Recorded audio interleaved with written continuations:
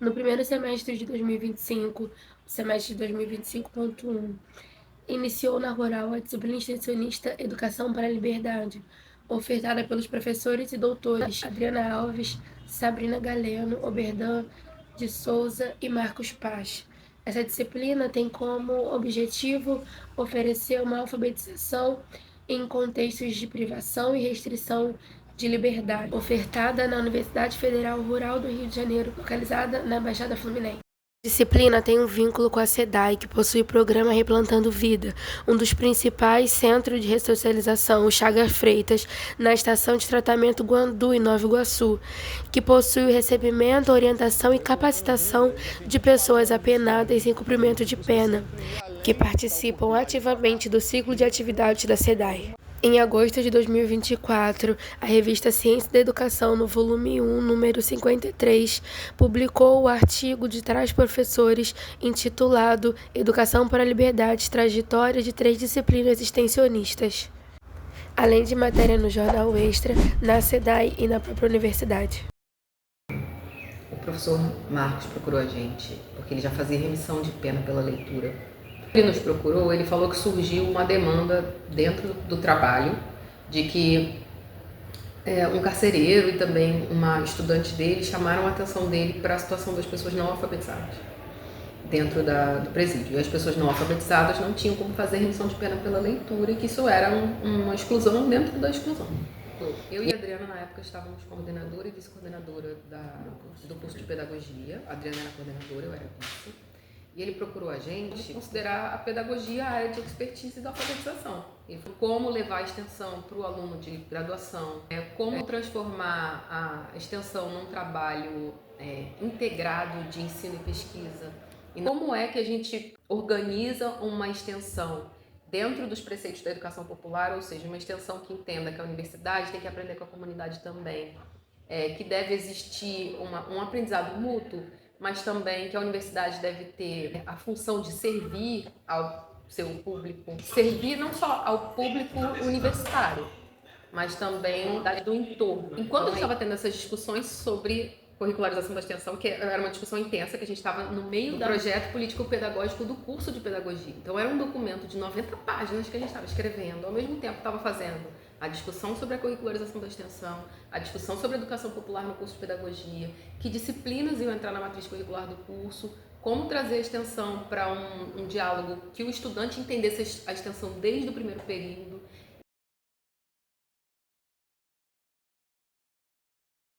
Nessa época, fazendo um debate na Assembleia Legislativa do Rio de Janeiro e que estavam reelaborando, fazendo alterações na legislação estadual para propor um projeto de lei que abordasse a alfabetização na remissão de pena pela leitura. A gente falou, não, a gente quer uma disciplina porque a gente quer todo esse enquadramento que a disciplina oferece. A disciplina oferece horário, ela tem lista de presença, ela tem a contabilidade da carga horária total para o docente, ela tem nota, tem trabalho para entregar. A gente queria esse enquadramento. Assim, tinha um questionamento da Prograde. O docente faz extensão e não entra no SIGA. Isso não entrava, né? Não entrava. O docente faz extensão e isso não conta como se ele tiver, não conta como parte do trabalho dele. Isso foi uma briga nossa também. Depois a gente começou a ter algumas crises. Não foi tão simples. Ela era focada na alfabetização e na ideia de leitura. Então era alfabetização, leitura escrita, produção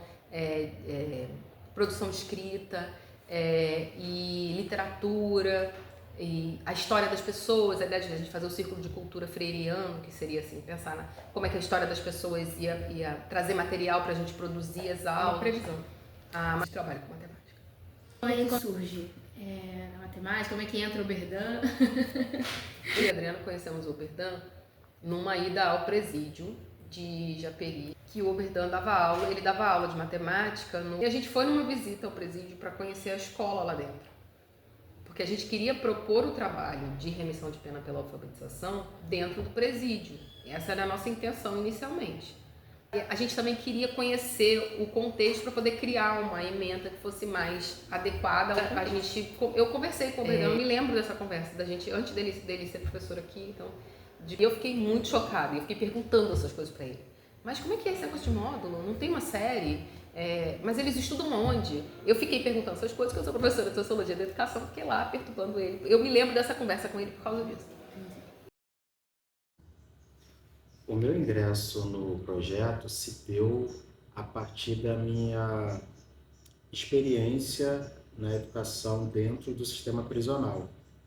Eu trabalhei até antes de chegar como professor da Rural, né, no sistema prisional como professor do Estado. Então, eu fiquei durante 8 anos trabalhando no sistema prisional e lecionando matemática. É engraçado que a primeira vez que eu encontrei com o Marcos Paz foi dentro do presídio. Eu estava lecionando, o Marcos apresentou o sistema prisional para a professora Sabrina e para a professora Adriana, e coincidentemente eu era professor do dia, né? E eu nem esperava reencontrá-los depois aqui dentro da universidade. No final do ano passado, 2024, o Oberdan foi aprovado no concurso aqui e ele lembrou da gente. Ele veio procurar a gente, falou, né? Comecei a dar aula na Rural. E ele imediatamente convidou ele para participar do núcleo. E a partir daí a gente começou a pensar tudo, incluindo a matemática. E a gente organiza todo o trabalho na quinta-feira à tarde. Então, os professores se reúnem e a gente normalmente disponibiliza o link dessa reunião de planejamento para os alunos que querem também participar. Mas na maioria das vezes, geralmente, né, a gente conversa apenas os professores, né? Os alunos costumam não participar desse momento porque desenvolvem outras atividades, participam de outras aulas. E é um momento em que a gente discute várias facetas do trabalho. Então, a gente discute desde os textos que a gente vai ler, como vai ser a logística da aula, então, qual é o tema que vai permear essa aula, e aí depois de organizar todo o material, os tempos, a gente planeja como é que vai ser a acolhida do pessoal da SEDAI. Então, é um momento que a gente normalmente organiza em 2 horas de reunião. Essa parte aqui é da matemática. A gente botava um colchete ou pintava de amarelo e colocava aqui. Oberdan, escreva aqui. Aí fechava, daí mandava para ele. Nós começamos a fazer um trabalho na minha área, né, de educação matemática, de leitura, escrita, de trabalhar tópicos assim relevantes e atuais, né, da vida desse trabalhador que está tentando uma ressocialização. Tem conhecimentos diversos. Então, uns trabalham na parte de confecção, outros trabalham na oficina, uns terminaram o ensino médio, outros estão no nível fundamental, outros ainda estão no processo de alfabetização. Então, adequar um único conteúdo programático para tantas demandas é um trabalho árduo e, ao mesmo tempo, desafiador. Mas, assim, como não estamos sozinhos, né, nesse processo, eu tenho um suporte da Sabrina, da Adriana, do próprio Marcos e dos estudantes, né, que também são ativos dentro da disciplina, né? Então, existe uma horizontalidade, né, no processo de ensino-aprendizagem, que é extremamente importante, porque os alunos não são meros reprodutores do conhecimento. Eu tive uma ideia de trabalhar com material dourado, e aí os alunos vão lá e vão reproduzir isso com os estudantes da SEDAI. Quando eu comecei a elaborar o conteúdo de matemática, eu estava com o pensamento de que eu estava lidando com graduandos de licenciatura em matemática, como acontece normalmente. Mas aí eu me deparei com o seguinte paradigma, né? Tem alunos de matemática, é claro, licenciatura, mas também tem alunos que têm conhecimentos diversos aí. E aí, quando, por exemplo, eu pedi que os estudantes elaborassem uma aula de matemática, ele falou: professor, tá, como que a gente vai elaborar essa aula? Eu falei: não, tem aqui o conteúdo, vocês pegam esses tópicos e criam aula com os estudantes da SEDAI. Tá bom, mas como? Falei: caramba, eu preciso repensar de novo a minha forma de trabalhar. Então, já aconteceu algumas vezes de os estudantes relatarem que não estavam conseguindo utilizar o material que eu estava propondo. Então, eu tive que readaptar. E também já aconteceu alguns casos de que os estudantes da SEDAI não se sentiam à vontade com um determinado conteúdo. Eu tive que readaptar. Então, é um trabalho constante, né? Ao contrário de uma disciplina típica da graduação. Nossa, Cada semana nós temos que adequar e atualizar a nossa metodologia. Também é um desafio, né? Porque quando você junta matemática com contexto social, tem algo aqui no meio que é o estudante dentro do contexto prisional. Então, quando ele está dentro do contexto prisional, tem coisas que a gente tem que levar em consideração, como, por exemplo, como que você pega e fala com um estudante no contexto prisional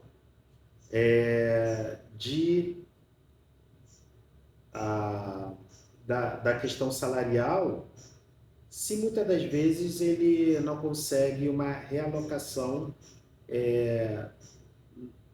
para poder se inserir no mercado de trabalho. Entendeu? Por quê? Ele muitas das vezes procura emprego, mas ele não aceita, por conta da passagem dentro do sistema prisional que ele teve ali. Então, é algo que mexe não só no contexto social dele, né? Mas é algo que a gente tem que ter muito cuidado quando a gente fala dessas questões que são bem sensíveis para ele. Então, quando a gente elabora o conteúdo da aula, nós pensamos também nessas situações, né? Como que eu vou falar de trabalho se às vezes ele não consegue uma inserção no mercado de trabalho? Ou se ele já está inserido ali no mercado de trabalho, né? Então existem temas que para ele não é fácil de ser encarado, né? Como, por exemplo, a questão do crime e da punição, né? Então, outro tema que eu vi que é muito sensível, né? Quando a gente teve uma aula e assim, gerou uma certa discussão, falar das relações e divisões de trabalho, né? Nas funções do trabalho, familiares. Então, para muitos ali ainda é um tabu lidar com essas relações de trabalho, relações e divisões de trabalho. Lidar com o conteúdo que a gente quer fazer para a próxima aula e o comportamento dos alunos naquele dia. Então a gente tem que ver se eles entenderam aquilo, se a gente pode passar para o passo seguinte, se a gente tem que voltar um passo para trás. A linguagem está difícil, vamos tornar uma linguagem mais simples. Eles fizeram muito rápido, então a gente pode fazer um pouquinho mais difícil. O que eles acharam de trabalhar com materialzinho de madeira? Uns acharam que era muito bobo, então a gente tem que ver se a gente propõe uma outra coisa para a próxima aula. Vamos subir um pouco a dificuldade. Planejamos a aula da próxima semana. Aí chega na aula da próxima semana, cria-se uma demanda nova e temos que readaptar dentro dessa demanda a aula da próxima semana. Então, esse é o processo de construção da disciplina, que é algo desafiador para nós, né? Por exemplo, eles precisam aprender sobre multiplicação. A gente percebeu isso. A gente fez algumas coisas no diagnóstico, né? De adição e subtração, os alunos deram conta, mas multiplicação não. Eles estavam fazendo adição, mais adição, mais adição, mais adição, eles não conseguiam multiplicar. Aí a gente pegou essa observação da aula, levou para o Oberdan, falou: Oberdan, eles não sabem multiplicar e eles provavelmente também não sabem dividir. Aí a gente confirmou isso com os alunos da matemática, que são os licenciados matemáticos, os estagiários. Eles realmente não sabem multiplicar nem dividir. Eu fui adequando o currículo, também cheguei os alunos da matemática a trabalhar a questão da produção de texto, que também é algo desafiador com estudantes de licenciatura em matemática, porque muitas das vezes a gente foca na questão da resolução do problema, né? Tem um problema matemático, vamos resolver. Tá, mas e quando você tem um problema matemático e dentro desse problema você tem uma contextualização ou uma vivência desse estudante dentro da cidade? Por exemplo, se ele é trabalhador, ele recebe um salário. Se ele recebe um salário, como que ele vai trabalhar questões como realocação dos recursos através dos ganhos salariais dele ali e as demandas do cotidiano, né? Então, está além da questão de só calcular o ganho salarial dele aí, né? É algo que também os estudantes da matemática têm um certo desafio, né? Para poder se readaptar e realocar ali dentro. Um orçamento familiar. Aí a gente pensou, o orçamento familiar é interessante, dá pra gente discutir gasto, consumo e tal. E se a gente falasse sobre endividamento? Que apareceu essa conversa, eles estão endividados com o jogo do tigrinho. Então vamos propor uma discussão sobre endividamento e aí a gente fala sobre multiplicação e divisão e endividamento. Vai dar certo? Dá. Aí quando a gente fez, por exemplo, a proposta dos gráficos, né? A gente pensou, orçamento familiar, vamos fazer o orçamento? E eles não conseguiam comparar porcentagem. Eles conseguiam comparar valores absolutos, mas comparar porcentagem era difícil para eles. Eles não conseguiam comparar, por exemplo, que um valor de 3 mil pode ser uma porcentagem menor do que um valor de 5 mil, porque a gente precisa considerar o todo, não sei o quê. Eu que veio a proposta de fazer leitura de gráficos. Então vamos fazer vários gráficos para eles lerem os gráficos. E para mim é super tranquilo o gráfico. Sociologia usa muito gráfico. Então, teve um dia que foi a aula que eu mais gostei de fazer com o Oberdan, que foi um barato essa, que a gente fez sobre a exploração do trabalho pelos aplicativos de moto, de Uber e tal. E quanto que a pessoa gasta para trabalhar, porque ela precisa cuidar da máquina que ela usa, né? Ela tem que botar combustível e cuidar da máquina.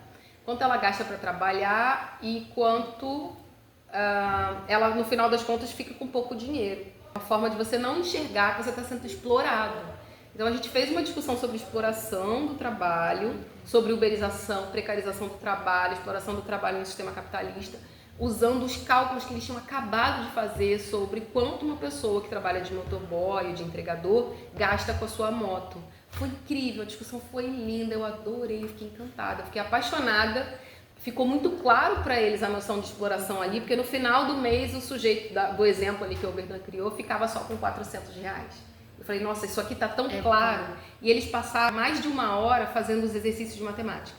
Depois que aquilo ali tinha ficado muito claro, tipo, os valores que a pessoa ganhava, e tudo era muito viável, porque o Oberdan usou valores realistas, quando eu trouxe a discussão da ação do trabalho dentro dos aplicativos, foi muito simples, eles entenderam rápido, e eles discutiram junto, eles trouxeram as ideias deles, foi assim, foi muito legal.